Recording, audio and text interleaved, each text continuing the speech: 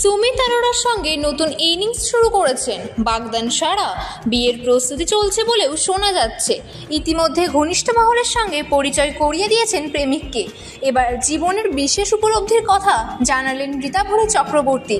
অভিনেত্রী বলছেন, আর কাউকে ইমপ্রেস করতে চাই না।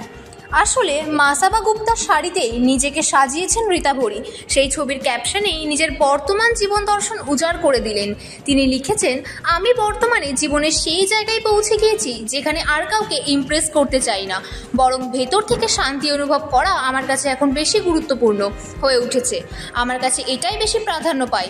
আমি এখন পাত্তা দিই না যে ফ্যাশন ট্রেন্ড কি চলছে আর কি চলছে না। নিজের সাজের নেপথ্যের কাহিনীও তুলে ধরলেন রীতাভরী। তিনি লিখেছেন, দিদিমার অনুপ্রেরণাতেই এমন চুলের স্টাইল, মুক্তোর মালা বেছে নেওয়া। সময়টা 2017 সাল।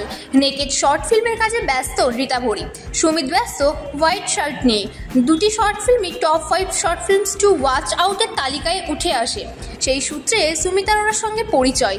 ইতিমধ্যে সোশ্যাল মিডিয়ায় বলিউডের চিত্রনাট্যকার সুমিতের ফ্রেন্ড রিকোয়েস্ট পান রীতাভরী। বন্ধুত্বের প্রস্তাবে সাড়াও দেন অভিনেত্রী। সোশ্যাল মিডিয়ায় কথাবার্তা হতো দুজনের। এরপর পরিছবির শুটিংয়ের সময় মুম্বাইয়ের সুমিতের সঙ্গে দেখাও হয় রীতাভরীর। তারপর কখনো কলকাতায় অলিগলি, আবার কখনো শান্তিনিকেতনে দেখা হয়েছে দুজনের। ধীরে ধীরে কাছের বন্ধু থেকে প্রেমিক হয়ে যান সুমিত। বাগদানও সেরে ফেলেছেন তারা।